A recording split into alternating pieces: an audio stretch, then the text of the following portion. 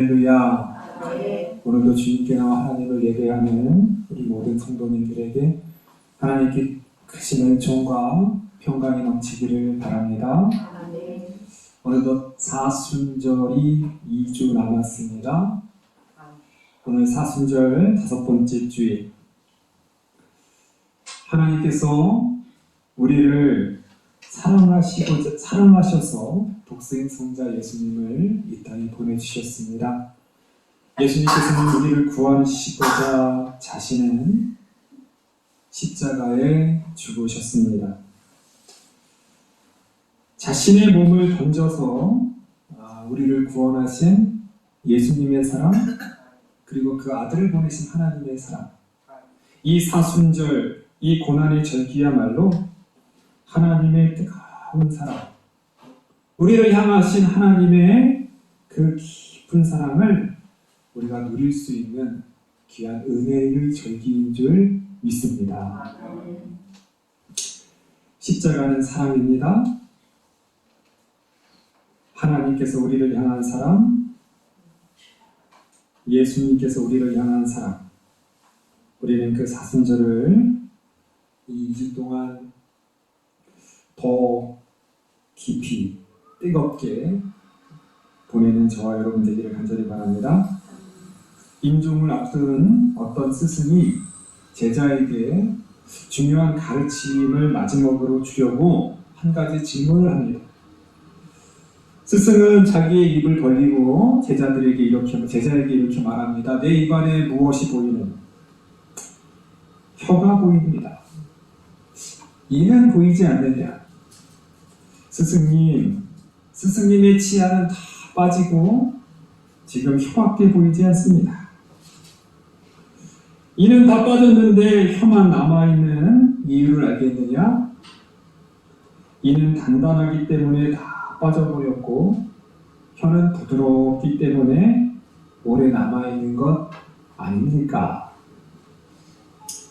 그렇다. 부드러움이 단단함을 이긴다는 것, 이것이 세상 지혜의 전부이니라. 마지막 가르침을 주신 거예요. 우리 어르신들 치아가 지금 다 이렇게 빠지고 다 편찮으시고 그렇잖아요. 그런데 뭐 이 혀가 빠지거나 이 혀가 이렇게 되진 않잖아요, 그죠? 단단한 것들은 빠져버립니다. 그러나 부드러운 것들은 오래간다 라는 가르침이에요. 우리가 지금 이 봄에 이 따뜻한 이 기운을 우리가 누리는 이 계절을 맞이하고 있습니다. 저 딱딱했던 대지들 사이로 파릇파릇한 새싹들이 올라와요. 놀랍지 않나요? 죽었던 것 같은 저 앙상한 딱딱한 나무들 사이를 비집고 아주 연한 순들이 삐져나와요. 단단한 대지를 뚫고 나오는 것은 아주 연약한 새순이에요. 이 부드러운 연약함을 딱딱한 단단함은 이기지 못해요. 우리가 이 성경을 볼 때요, 성경은 고대 가부장적인 제도, 남성의 힘, 전쟁이 났을 때 이 나라를 지키고 가정을 지키는 그 강력한 힘, 그 전능성을 강조하는 그 시대에 쓰여졌기 때문에 하나님을 남성적인 아버지로 직접적으로 말씀합니다. 그런데 그렇다고 우리가 하나님을 남성이다, 남자다 이렇게 말할 수는 없어요. 그렇죠? 하나님은 성별을 뛰어넘으시는 분이에요. 성경을 읽다 보면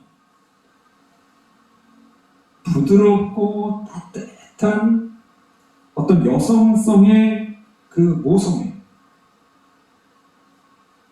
힘있고 강력하게 나라를 지키고 집안을 지키는 아버지의 모습의 그 하나님도 있지만 때로는 따뜻한 따뜻하게 자녀들을 돌보시는 그 어머니와 같은 사랑을 베풀어 주시는 하나님을 우리가 만날 수 있다는 거예요. 오늘 그 표현이에요. 오늘 그 표현이요. 암탉이 그 새끼를 날개 아래 모음같이 내가 내 자녀를 모으려 한 일이 몇 번이더냐.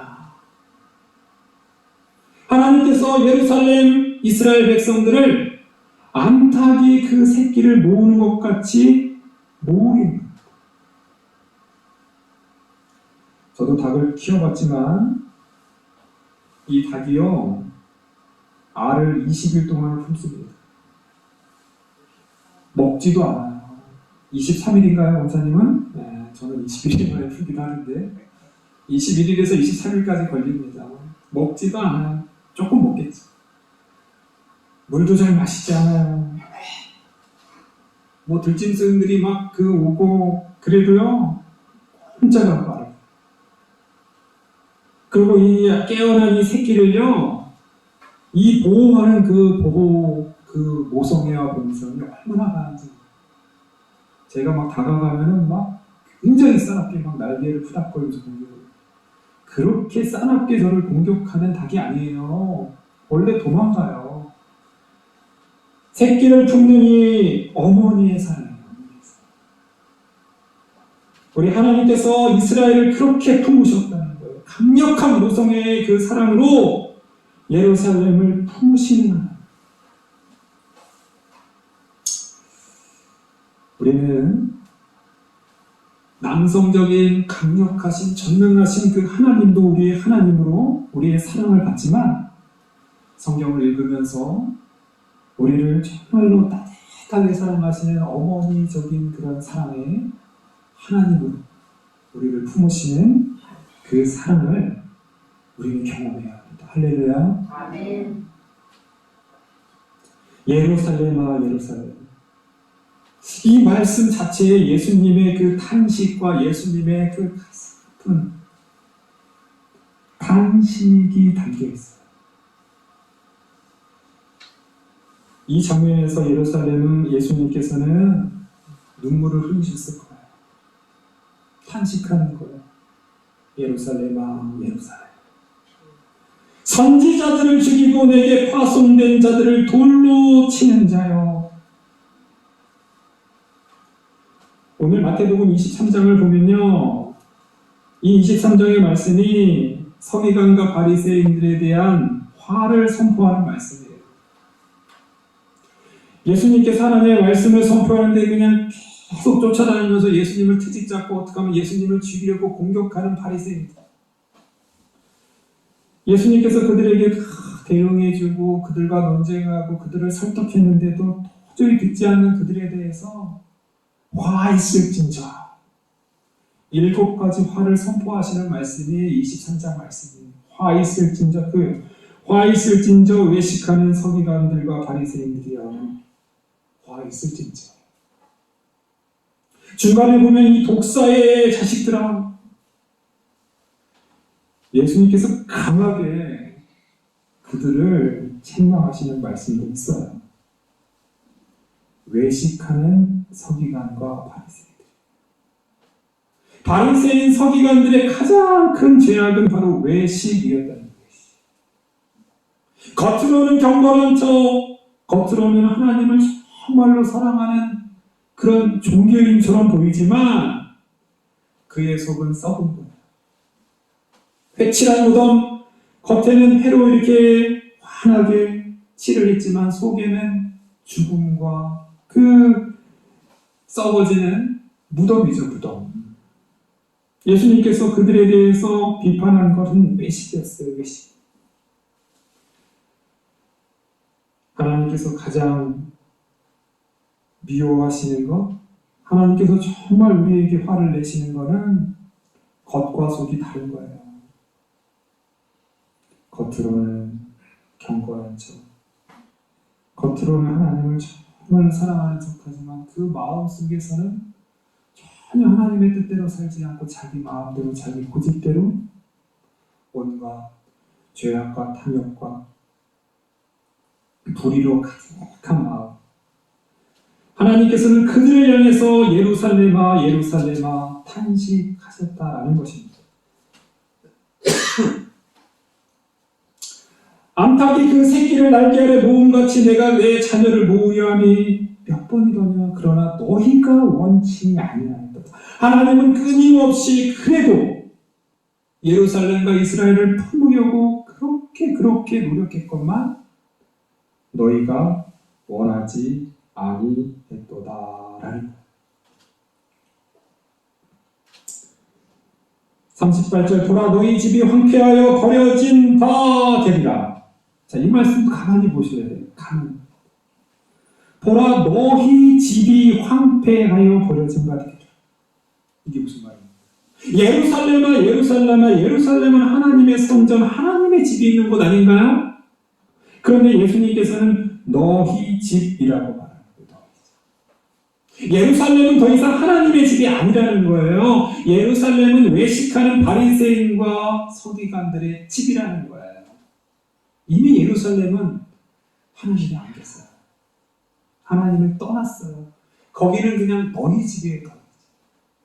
그 당시 종교의 지도자들이 자기의 권력을 과시하기 위해서 자기의 기득권을 유지하기 위한 하나의 도구에 불과하지 않았다라는 거예요. 하나님의 거룩한 성전이 인간의 집이 될 때, 인간의 권력자들의 집으로 변화될 때, 타락할 때 하나님께서는 황폐하여 버려진 바 된다라는 거예요. 그렇지 않습니까? 예수님께서 태어나시기 전에 500여 년 전 그때도 똑같았어요. 그때도 이스라엘의 종교의 지도자들이 하나님의 말씀을 듣지 않고 성전을 사유화했어요. 결국 바벨론에 의해서 멸망당했어요. 똑같아요. 지금도 이미 하나님의 거룩한 집이 그 종교의 지도자들의 집으로 전락하였기 때문에 결국 로마인들에 의해서 이 예루살렘 성은 돌 위에 돌 하나도 남지 않고 다 무너졌다라는 것입니다. 이와는 대조적인 말씀이 있어요. 시편 131편. 실로 내가 내 영혼으로 고요하고 평온하기를 젖된 아이가 그 어머니 품에 있음 같게 하였나니 내 영혼이 젖된 아이와 같도다.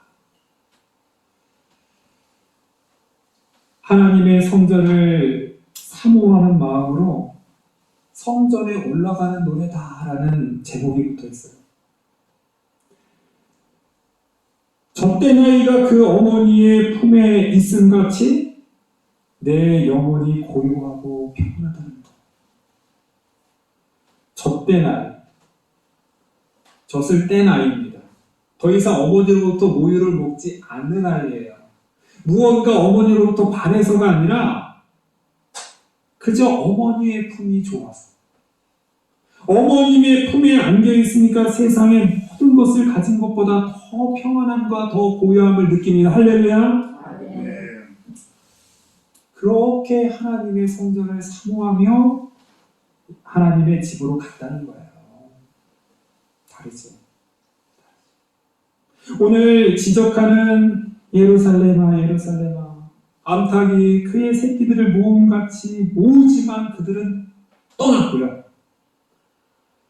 시편 131편은 그 어머님의 품, 단순한 모유 때문에 가는 것이 아니라 그저 어머니의 품이 너무 좋고 따뜻하고 그리워서 그 어머니 품에 내가 안기고 그리고 어머니 품에서 내가 세상에서 가질 수 없는 고요하고 평온함을 내가 누립니다 라는 것을 찬양하는 시편 131편의 노래와는 전혀 상반된 오늘의 말씀이라는 거죠.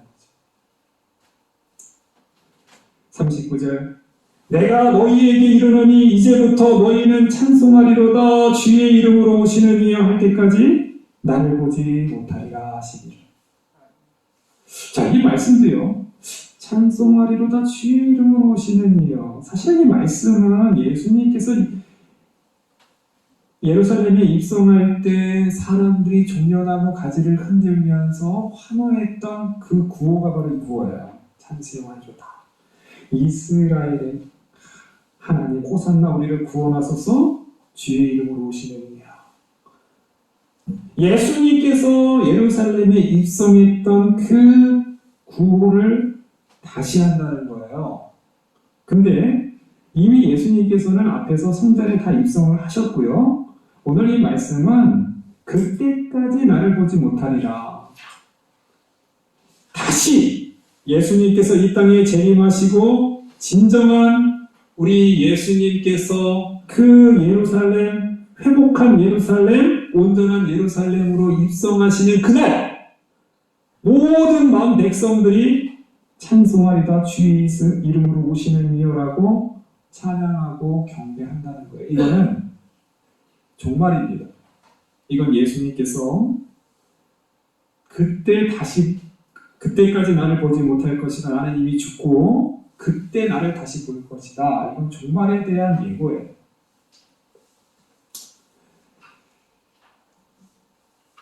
요한복음 2장을 보면 예수님께서 이런 말씀을 하셨어요.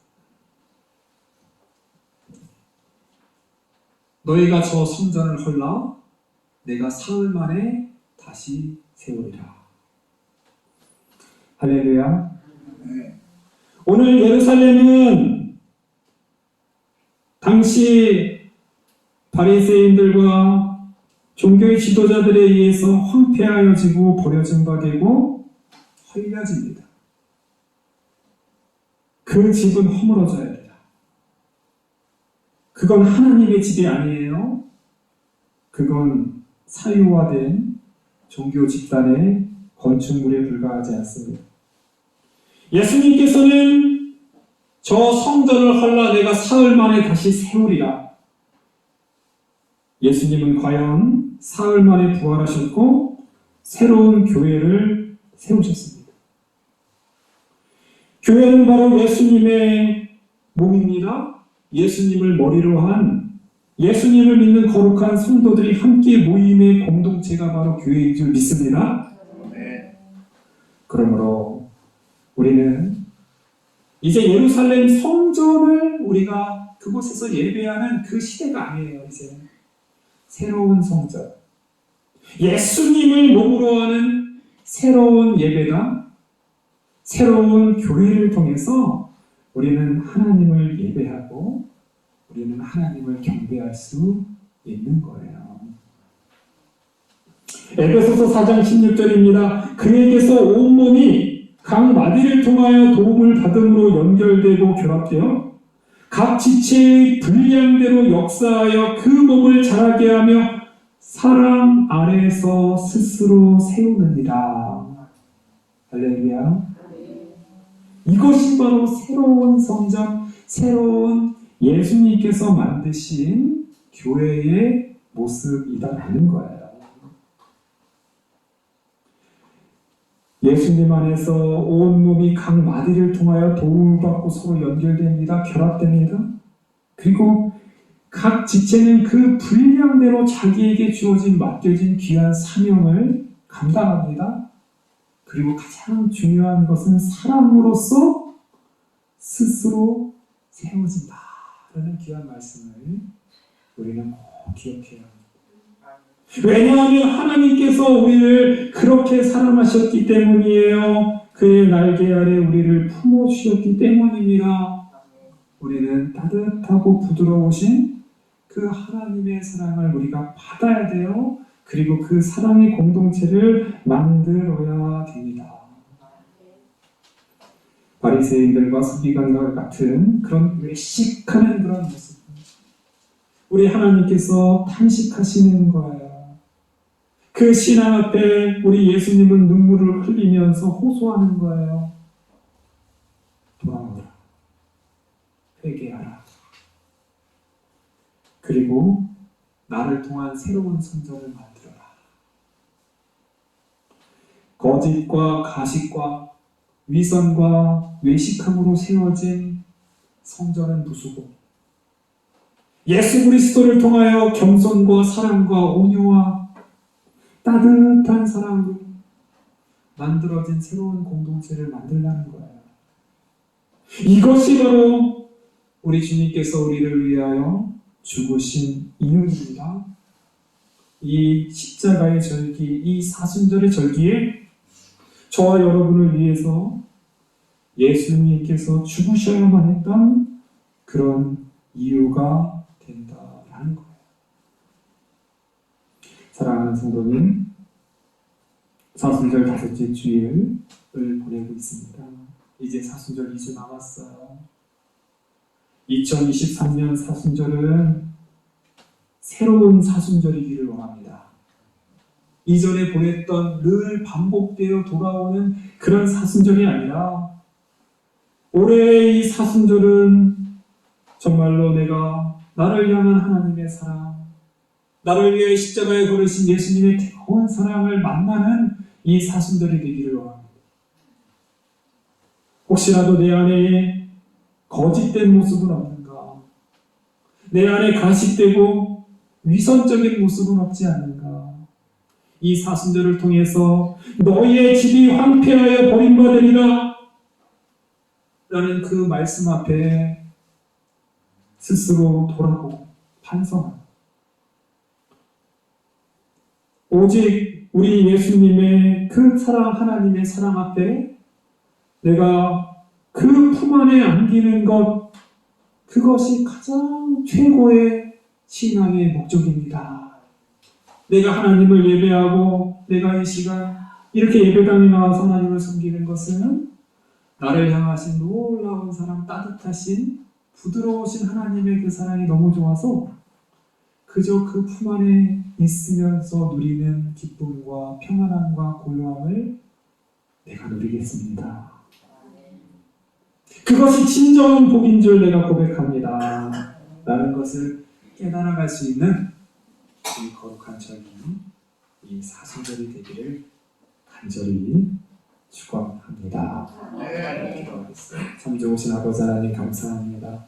독생 성자 예수님을 우리에게 보내주시고 따뜻하고 부드러우신 우리 하나님의 모성애, 하나님 우리가 무엇을 바래서 우리 하나님을 섬기기보다는 우리를 사랑하시는 하나님의 사랑이 너무 좋아서 하나님의 품에 안겨있는 것이 젖된 아이가 어머니 품에 앉아있는 것과 같이 평안하고 고요하고 기쁩니다. 세상의 어떤 물질과 권력보다 비교할 수 없는 큰 은혜입니다. 라는 것을 고백할 수 있는 이 귀한 사순절 될 수 있게 하여 주시옵소서. 우리 상복교회 될 수 있게 하여 주시옵소서. 예수님의 이름으로 기도합니다.